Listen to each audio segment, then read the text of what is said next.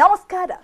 70 ವರ್ಷಗಳ ಹಿಂದೆ ನಶಿಸಿ ಹೋದ ಚೀತಾಗಳು ಈಗ ಮತ್ತೆ ಭಾರತಕ್ಕೆ. ಕುನೋ ರಾಷ್ಟ್ರೀಯ ಉದ್ಯಾನವನದಲ್ಲಿ ಹೇಗಿರಲಿದೆ ಚೀತಾಗಳ ಲೈಫ್?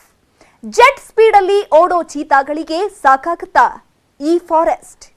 ನಮೀಬಿಯಾದಿಂದ ಬಂದ 8 ಚೀತಾಗಳಿಂದ ಭಾರತಕ್ಕೇನು ಲಾಭ? ನಮೋ ಚೀತಾಗಳನ್ನ ಕುನೋ ನ್ಯಾಷನಲ್ ಪಾರ್ಕ್ ನಲ್ಲಿ ಬಿಟ್ಟಿದ್ದೇಕೆ? 70 ವರ್ಷಗಳ ಹಿಂದೆ ನಶಿಸಿ ಹೋದ ಚೀತಾಗಳು ಈಗ ಅಭಿವೃದ್ಧಿಯಾಗುತ್ತಾ? ಭಾರತದಲ್ಲಿ ಮರೆಯಾಗುತ್ತಿವೆ ಬಿಗ್ ಕ್ಯಾಟ್ಸ್. ಯಾವೆಲ್ಲ ಪ್ರಾಣಿಗಳಿಗೆ ಆಪತ್ತು? ಇದೇ ಈ ಹೊತ್ತಿನ ಫೋಕಸ್ 18 ಭಾರತದ ಬಿಗ್ ಕ್ಯಾಟ್ಸ್. ನಾನು ಚೈತ್ರ ರಾಜ್. ನಮೀಬಿಯಾ ಚೀತಾಗಳನ್ನ ಕುನೋ ಪಾರ್ಕ್ನಲ್ಲಿ ಬಿಟ್ಟಿದ್ದೇಕೆ?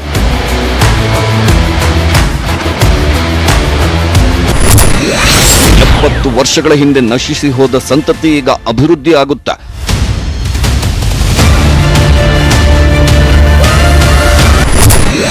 ಭಾರತದಲ್ಲಿ ಬಿಗ್ ಕ್ಯಾಟ್ಸ್ ಮಾಯ, ಯಾವ ಸಂತತಿಗೆ ಅಪಾಯ?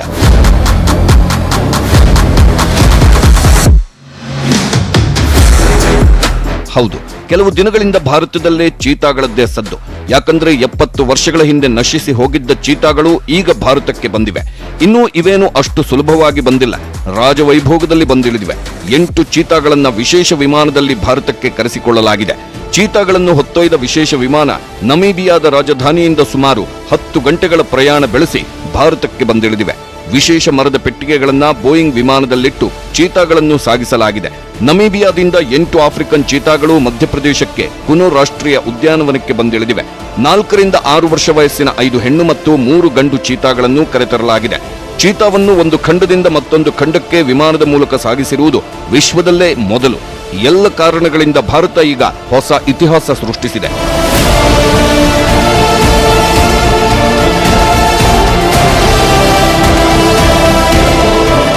ಪ್ರಧಾನಿ ನರೇಂದ್ರ ಮೋದಿ ಅವರು ನಮೀಬಿಯಾದಿಂದ ತಂದಿರುವ 8 ಚೀತಾಗಳನ್ನ ಮಧ್ಯಪ್ರದೇಶದ ಕುನೋ ರಾಷ್ಟ್ರೀಯ ಉದ್ಯಾನವನಕ್ಕೆ ಬಿಡುಗಡೆ ಮಾಡಿದ್ರು. ನಮೀಬಿಯಾದ ರಾಜಧಾನಿ ವಿಂಡೋಕ್ನಿಂದ 8 ಚೀತಾಗಳನ್ನ ಹೊತ್ತ ವಿಶೇಷ ವಿಮಾನ ಶನಿವಾರ ಬೆಳಗ್ಗೆ 7:50 ಸುಮಾರಿಗೆ ಮಧ್ಯಪ್ರದೇಶದ ಗ್ವಾಲಿಯರ್ ವಿಮಾನ ನಿಲ್ದಾಣಕ್ಕೆ ಬಂದಿಳಿಯಿತು. ನರೇಂದ್ರ ಮೋದಿ ಅವರು ನವದೆಹಲಿಯಿಂದ ಗ್ವಾಲಿಯರ್ ವಿಮಾನ ನಿಲ್ದಾಣಕ್ಕೆ ಬೆಳಗ್ಗೆ 9:20 ಸುಮಾರಿಗೆ ಆಗಮಿಸಿದ್ರು. ಅಲ್ಲಿಂದ ಸುಮಾರು 165 ಕಿಲೋಮೀಟರ್ ದೂರದಲ್ಲಿರುವ ಶಿಯೋಪುರ್ ಜಿಲ್ಲೆಯ ಕುನೋ ರಾಷ್ಟ್ರೀಯ ಉದ್ಯಾನವನಕ್ಕೆ ಆಗಮಿಸಿ 8 ಚೀತಾಗಳನ್ನ ಕ್ವಾರಂಟೈನ್ ಆವರಣಗಳಿಗೆ ಬಿಟ್ಟಿದ್ದಾರೆ. 2 ಗಂಡು ಚೀತಾಗಳನ್ನು ಒಂದು ಕ್ವಾರಂಟೈನ್ ಆವರಣಕ್ಕೆ ಮತ್ತು ಇನ್ನೊಂದು ಹೆಣ್ಣು ಚೀತಾವನ್ನ ಪಕ್ಕದ ಆವರಣಕ್ಕೆ ಬಿಡಲಾಗಿದೆ. 8 ಚೀತಾಗಳಿಗೆ 6 ಆವರಣಗಳನ್ನ ನಿರ್ಮಾಣ ಮಾಡಲಾಗಿದೆ. ಹೊಸ ಜಾಗ ಆದ್ದರಿಂದ ಚೀತಾಗಳ ಚಲನವಲನದ ಮೇಲೆ ಕಣ್ಣಿಡಲಾಗಿದೆ.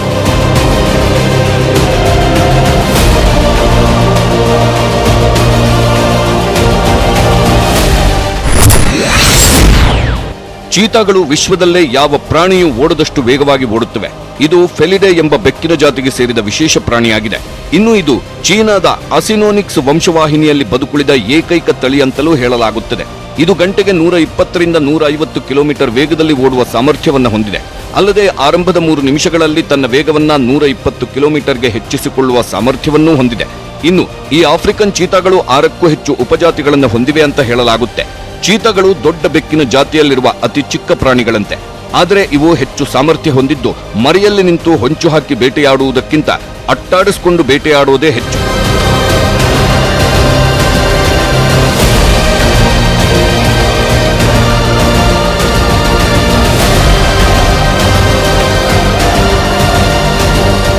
ಒಂದು ಕಾಲದಲ್ಲಿ ಭಾರತವು ಏಷ್ಯಾಟಿಕ್ ಚಿರತೆಗಳಿಗೆ ನೆಲೆಯಾಗಿತ್ತು. ಆದರೆ 1952ರ ವೇಳೆಗೆ ಚೀತಾ ಪ್ರಭೇದವು ದೇಶೀಯವಾಗಿ ಅಳಿವಿನಂಚಿನಲ್ಲಿದೆ ಎಂದು ಘೋಷಿಸಲಾಯಿತು. ಆನಂತರ ಹಂತ ಹಂತವಾಗಿ ಚೀತಾಗಳು ನಾಶವಾಗಿದ್ವು. ಈಗ ಬರೋಬ್ಬರಿ 70 ವರ್ಷಗಳ ನಂತರ ಭಾರತಕ್ಕೆ ಚೀತಾಗಳನ್ನ ತರಲಾಗಿದೆ. ವನ್ಯ ಮೃಗಗಳ ಸ್ಥಳಾಂತರ ಯೋಜನೆಯ ಭಾಗವಾಗಿ ಇದೀಗ 8 ಚಿರತೆಗಳನ್ನ ನಮೀಬಿಯಾದಿಂದ ತರಲಾಗಿದೆ. ಒಂದು ಖಂಡದಿಂದ ಮತ್ತೊಂದು ಖಂಡಕ್ಕೆ ಪ್ರಾಣಿಗಳನ್ನ ತರುವ ಯೋಜನೆಯಲ್ಲಿ ಈಗ ಭಾರತಕ್ಕೆ ಚೀತಾಗಳ ಎಂಟ್ರಿ ಆಗಿದೆ. ನೋಡೋದಕ್ಕೆ ಚಿರತೆ ಮತ್ತು ಚೀತಾಗೆ ಹೆಚ್ಚಿನ ವ್ಯತ್ಯಾಸ ಕಂಡು ಬರಲ್ಲ. ಆದ್ರೆ ಚಿರತೆಯೇ ಬೇರೆ, ಚೀತಾನೇ ಬೇರೆ ಅಂತ ತಜ್ಞರು ಹೇಳ್ತಾರೆ.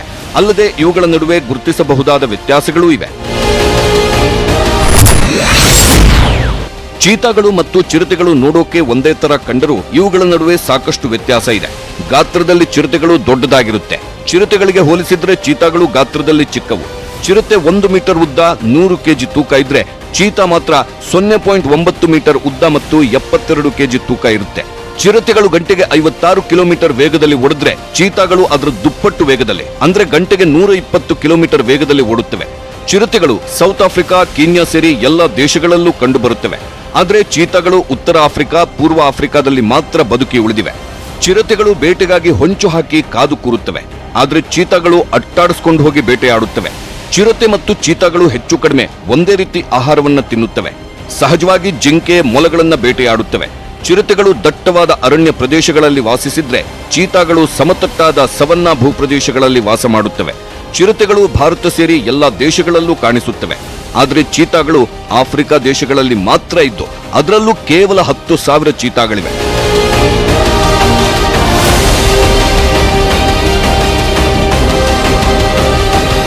ಇನ್ನು ಆಫ್ರಿಕನ್ ಚೀತಾವನ್ನ ಭಾರತಕ್ಕೆ ತರಲು ಕಾರಣಗಳೂ ಇವೆ. ಅಂತರ್ಖಂಡಾಂತರ ಯೋಜನೆಯ ಭಾಗವಾಗಿ ಈ ಚೀತಾಗಳನ್ನು ಭಾರತಕ್ಕೆ ಕರೆತರಲಾಗ್ತಿದೆ. ಈಗಾಗಲೇ ಭಾರತದಲ್ಲಿ ಚೀತಾಗಳ ಸಂಖ್ಯೆ ಅಳಿವಿನಂಚಿನಲ್ಲಿದೆ. ಈ ಹಿಂದೆ 1948ರಲ್ಲಿ ಕೊನೆಯದಾಗಿ ಛತ್ತೀಸ್ಗಢದ ಸಾಲ್ ಅರಣ್ಯಕ್ಕೆ ಚೀತಾಗಳನ್ನು ತರಿಸಲಾಗಿತ್ತು. 1952ರಲ್ಲಿ ದೇಶದಲ್ಲಿ ಚೀತಾಗಳು ಅಳಿವಿನಂಚಿನಲ್ಲಿದೆ ಎಂದು ಸರ್ಕಾರ ಘೋಷಿಸಿತ್ತು. ಅಂದಿನಿಂದ ಇಂದಿನವರೆಗೂ ಭಾರತದಲ್ಲಿ ಬೆರಳೆಣಿಕೆಯ ಚೀತಾಗಳಿವೆ. ವರ್ಲ್ಡ್ ವೈಲ್ಡ್ ಫಂಡ್ ಪ್ರಕಾರ ಜಗತ್ತಿನ ಹಲವು ದೇಶಗಳ ಕಾಡಲ್ಲಿ ಒಟ್ಟಾರೆಯಾಗಿ 7,100 ಚೀತಾಗಳಿವೆ. ಅಳಿವಿನಂಚಿಗೆ ಸಾಕ್ತಿರುವ ಪ್ರಾಣಿಗಳ ರೆಡ್ ಲಿಸ್ಟ್ನಲ್ಲೂ ಚೀತಾ ಹೆಸರಿದೆ. ಹಾಗಾಗಿ ಇವುಗಳ ಸಂತತಿ ಹೆಚ್ಚಿಸುವುದಕ್ಕಾಗಿ ಆಫ್ರಿಕನ್ ಚೀತಾಗಳನ್ನ ಭಾರತಕ್ಕೆ ತರಲಾಗ್ತಿದೆ.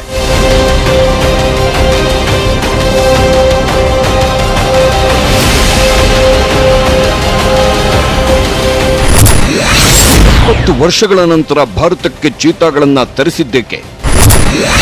ಕುನೋ ಉದ್ಯಾನವನಕ್ಕೆ ಚೀತಾಗಳನ್ನ ಬಿಟ್ಟಿದ್ದೇಕೆ? 1952ರಲ್ಲಿ ಅವನತಿಯಾಗಿವೆ ಎಂದು ಹೇಳಲಾಗಿದ್ದ ಚೀತಾಗಳು ಬರೋಬ್ಬರಿ 72 ವರ್ಷಗಳ ಬಳಿಕ ಭಾರತಕ್ಕೆ ಕಾಲಿಟ್ಟಿವೆ. ಪ್ರತಿಯೊಂದು ಪ್ರಾಣಿಗಳು ಸಹ ಜೀವ ವೈವಿಧ್ಯಕ್ಕೆ ಅಗತ್ಯವೇ ಆಗಿವೆ. ಎಲ್ಲಾ ಪ್ರಾಣಿಗಳಿಂದಲೂ ಜೀವಸಂಕುಲಕ್ಕೆ ಅನುಕೂಲ ಇದೆ. ಇನ್ನು ಈ ಚೀತಾಗಳು ಸಹ ಪರಿಸರಕ್ಕೆ ಪೂರಕವಾಗಿರುತ್ತವಂತೆ. ಕಾಡಿನ ಹುಲ್ಲುಗಾವಲು ರಕ್ಷಣೆಯಲ್ಲಿ ಈ ಚೀತಾಗಳು ಪ್ರಮುಖ ಪಾತ್ರ ವಹಿಸಲಿವೆ. ಆ ಮೂಲಕ ಕಾಡಿನ ಸಮತೋಲನದಲ್ಲಿ ಅತಿ ಮುಖ್ಯ ಪಾತ್ರ ವಹಿಸಲಿವೆ. ಕುನೋ ನ್ಯಾಷನಲ್ ಪಾರ್ಕ್ನಲ್ಲಿ ಎಕೋ ಡೈವರ್ಸಿಟಿ ಆಗಲಿದೆಯಂತೆ. ಇದೇ ಕಾರಣಕ್ಕಾಗಿ ಚೀತಾ ತರಲು ಪ್ರಧಾನಿ ಮೋದಿ ನಿರ್ಧರಿಸಿದ್ರು. ಭಾರತದಲ್ಲಿ ಚೀತಾಗಳ ಸಂಖ್ಯೆಯನ್ನು ಹೆಚ್ಚಿಸೋದು ಕೂಡ ಒಂದು ಕಾರಣ ಅಂತ ಹೇಳಲಾಗ್ತಿದೆ. कुनो नेशनल पार्क में जब चीता फिर से दौड़ेंगे तो यहां का ग्रासलैंड इकोसिस्टम फिर से रिस्टोर होगा, बायोडायवर्सिटी और बढ़ेगी. आने वाले दिनों में यहां इको टूरिज्म भी बढ़ेगा. यहां विकास की नई संभावनाएं जन्म लेगी, रोजगार के अवसर बढ़ेंगे.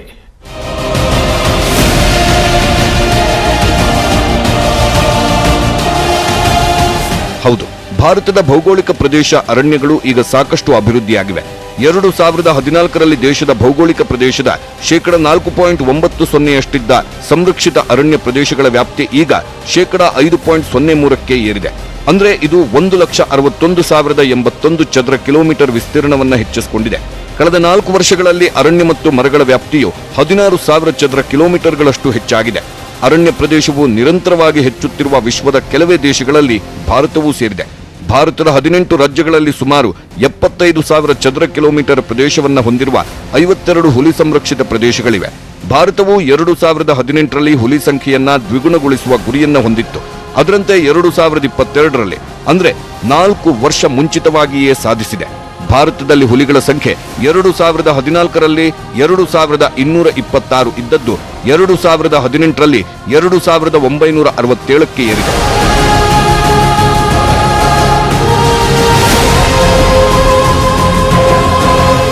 ಇನ್ನು ಚಿರತೆಗಳ ಸಂಖ್ಯೆಯೂ ಭಾರತದಲ್ಲಿ ದೊಡ್ಡ ಪ್ರಮಾಣದಲ್ಲೇ ಹೆಚ್ಚಳವಾಗಿದೆ. ಭಾರತವು ಈಗ 12,852 ಚಿರತೆಗಳನ್ನು ಹೊಂದಿದೆ. ಭಾರತದ ಚಿರತೆಗಳ ಸಂಖ್ಯೆಯಲ್ಲಿ 60% ಹೆಚ್ಚಳ ಉಂಟಾಗಿದೆ. ಇನ್ನು 2008-09ರಲ್ಲೇ ಭಾರತದಲ್ಲಿ ಪ್ರಾಜೆಕ್ಟ್ ಚೀತಾದ ಪ್ರಸ್ತಾವನೆಯನ್ನ ಸಿದ್ಧಪಡಿಸಲಾಯಿತು. ಆಗಿನ ಪ್ರಧಾನಿ ಮನಮೋಹನ್ ಸಿಂಗ್ ನೇತೃತ್ವದ ಯುಪಿಎ ಸರ್ಕಾರವು ಈ ಯೋಜನೆಯನ್ನ ಅನುಮೋದಿಸಿತ್ತು. ಆದರೆ 2013ರಲ್ಲಿ ಸುಪ್ರೀಂ ಕೋರ್ಟ್ ಈ ಯೋಜನೆಗೆ ತಡೆ ನೀಡಿತ್ತು. ಹಾಗೆ 2020ರಲ್ಲಿ ಈ ಯೋಜನೆಗೆ ಅನುಮತಿಸುವ ಮೂಲಕ ಚೀತಾಗಳು ಭಾರತಕ್ಕೆ ಮರಳಲು ಅವಕಾಶ ಮಾಡಿಕೊಟ್ಟಿತ್ತು. ಅದರಂತೆ ಈಗ ಭಾರತಕ್ಕೆ 8 ಚೀತಾಗಳು ಎಂಟ್ರಿ ಕೊಟ್ಟಿವೆ. ಇನ್ನು 12 ಚೀತಾಗಳನ್ನು ತರಲು ಮಾತುಕತೆಗಳನ್ನು ನಡೆಸಲಾಗಿದೆ. ಇನ್ನು ಅಳಿದು ಹೋದ ಜೀವಸಂಕುಲ ಭಾರತಕ್ಕೆ ಎಷ್ಟು ಮುಖ್ಯ ಅನ್ನೋದನ್ನ ಮೋದಿ ಮನಗಂಡು ಈ ಕೆಲಸವನ್ನ ಮಾಡಿದ್ದಾರೆ.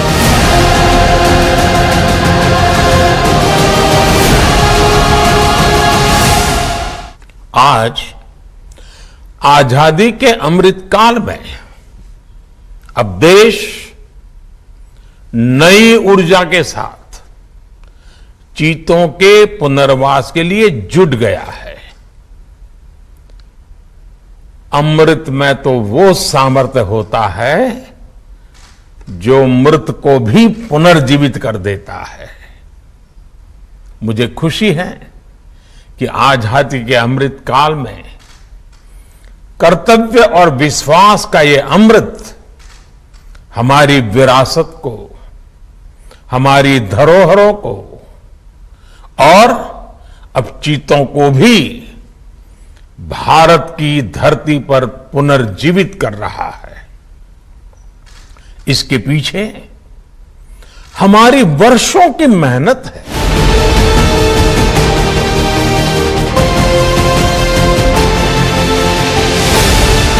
ಸದ್ಯ ನಮೀಬಿಯಾದಿಂದ ಬಂದ ಚೀತಾಗಳನ್ನ ಕುನೋ ರಾಷ್ಟ್ರೀಯ ಉದ್ಯಾನವನಕ್ಕೆ ಬಿಡಲಾಗಿದೆ.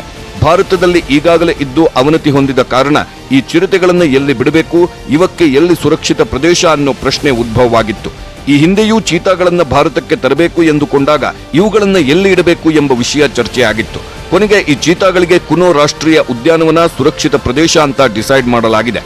ಈಗ ಚೀತಾಗಳು ವಾಸವಾಗಲಿರುವ ಕುನೋ ರಾಷ್ಟ್ರೀಯ ಉದ್ಯಾನವನವು ಮಧ್ಯಪ್ರದೇಶದ ಶಿಯೋಪುರ್ ಜಿಲ್ಲೆಯಲ್ಲಿದೆ. ಇದು ಗ್ವಾಲಿಯರ್ನಿಂದ ಸುಮಾರು 165 ಕಿಲೋಮೀಟರ್ ದೂರದಲ್ಲಿದೆ. ಹೇರಳವಾದ ಹುಲ್ಲುಗಾವಲುಗಳ ಕಾರಣದಿಂದಾಗಿ ಕುನೋ ಉದ್ಯಾನವನವನ್ನು ಆಫ್ರಿಕನ್ ಚೀತಾಗಳನ್ನು ಇರಿಸಲು ಆಯ್ಕೆ ಮಾಡಲಾಗಿದೆ.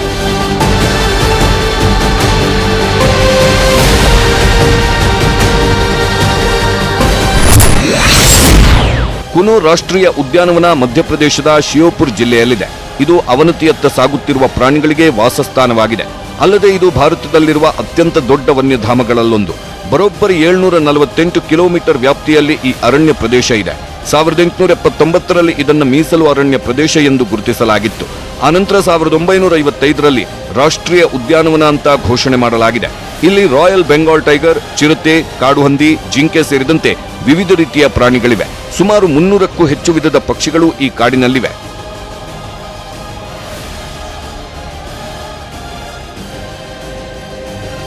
ಹೌದು ವೀಕ್ಷಕರೇ, ಕುನೋ ರಾಷ್ಟ್ರೀಯ ಉದ್ಯಾನವನ ನಿಜಕ್ಕೂ ಒಂದು ಅದ್ಭುತ ವನ್ಯಜೀವಿಗಳ ಸ್ಥಾನ. ಇಲ್ಲಿನ ದಟ್ಟಕಾಡು ಮತ್ತು ಪರ್ವತ ಶ್ರೇಣಿಗೆ ಮನಸೋತು ಇಂಗ್ಲಿಷ್ನ ಪ್ರಸಿದ್ಧ ಕಾದಂಬರಿಕಾರ ರುಡ್ಯಾರ್ಡ್ ಕಿಪ್ಲಿಂಗ್ ಮಕ್ಕಳ ಜನಪ್ರಿಯ ಪುಸ್ತಕ ಸರಣಿ ಜಂಗಲ್ ಬುಕ್ ಬರೆದಿದ್ದಂತೆ ಅಷ್ಟೊಂದು ಮನಸೂರೆಗೊಳಿಸುವ ಕಾಡು ಈ ಕುನೋ ಉದ್ಯಾನವನ. ಇನ್ನು ಇಲ್ಲಿ ವನ್ಯಜೀವಿಗಳು ಜೀವಿಸೋದಕ್ಕೆ ಬೇಕಾದ ಎಲ್ಲಾ ಸೌಕರ್ಯಗಳೂ ಇವೆಯಂತೆ. 748 ಕಿಲೋಮೀಟರ್ ವ್ಯಾಪ್ತಿಯ ಈ ಅರಣ್ಯದಲ್ಲಿ ಚೀತಾಗಳ ಆಹಾರಕ್ಕೆ ಬೇಕಾದ ಎಲ್ಲಾ ಪ್ರಾಣಿಗಳೂ ಇವೆ. ಜಿಂಕೆ, ಮೊಲ, ಸಾಂಬಾರ್ ಸೇರಿದಂತೆ ಸಣ್ಣ ಸಣ್ಣ ಪ್ರಾಣಿಗಳು ಈ ಅರಣ್ಯದಲ್ಲಿವೆ. ಅದೇ ಕಾರಣಕ್ಕೆ ಚೀತಾಗಳು ಇಲ್ಲೇ ಇರುವುದು ಸೂಕ್ತ ಅಂತ ನಿರ್ಧರಿಸಲಾಗಿದೆ. ಸದ್ಯ ಈ ಕುನೋ ಅರಣ್ಯ ಪ್ರದೇಶದಲ್ಲಿ ಈ ಚೀತಾಗಳನ್ನ ಪರಿವೀಕ್ಷಿಸಲು ಒಂದು ಟೀಮ್ ಏರ್ಪಾಡು ಮಾಡಲಾಗಿದೆ. ಇವು ಎಲ್ಲೆಲ್ಲಿ ಓಡಾಡುತ್ತೆ ಅನ್ನೋದನ್ನ ಗುರುತಿಸಲು 8 ಚೀತಾಗಳಿಗೂ ಸ್ಯಾಟಲೈಟ್ ಕಾಲರ್ಗಳನ್ನ ಅಳವಡಿಸಲಾಗಿದೆ.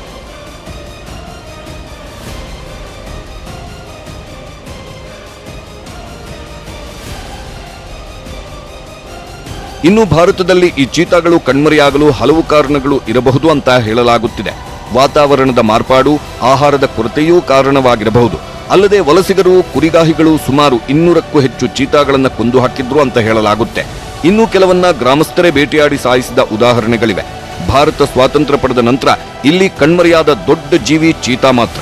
ಸ್ವಾತಂತ್ರ್ಯ ನಂತರ 3 ಚೀತಾಗಳು ಭಾರತದಲ್ಲಿದ್ದು ಅವನ್ನ ಉಳಿಸಿ ಬೆಳೆಸಿಕೊಳ್ಳಲು ಸರ್ಕಾರ ವಿಫಲವಾಗಿತ್ತು. ಹೀಗೆ 72 ವರ್ಷಗಳಿಂದ ಭಾರತದಲ್ಲಿ ಚೀತಾಗಳೇ ಇರಲಿಲ್ಲ. ಆದರೆ ಈಗ ಮೋದಿ ಸಂಕಲ್ಪದಿಂದ ಭಾರತದಲ್ಲಿ ಚೀತಾಗಳು ಮತ್ತೆ ಓಡಾಡುವಂತೆ ಆಗಿದೆ.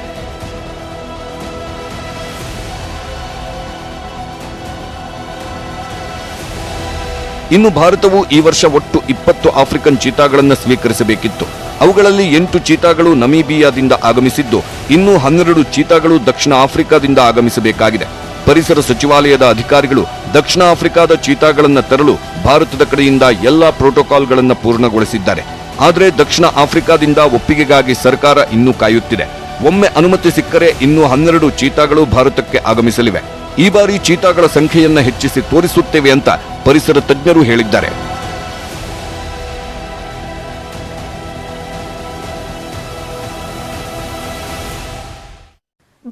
ಭಾರತದಲ್ಲಿ ಚೀತಾಗಳು ಮಾತ್ರವಲ್ಲದೆ ಇನ್ನೂ ಕೆಲವು ಪ್ರಾಣಿಗಳು ಕಣ್ಮರೆಯಾಗಿವೆ. ದೊಡ್ಡ ಬೆಕ್ಕಿನ ಜಾತಿಯಲ್ಲೇ ಸಾಕಷ್ಟು ಪ್ರಾಣಿಗಳು ಮರೆಯಾಗುತ್ತಿವೆ. ಅವೆಲ್ಲದರ ಬಗ್ಗೆ ನೋಡೋಣ ಒಂದು ಸ್ಮಾಲ್ ಬ್ರೇಕ್ನ ಬಳಿಕ.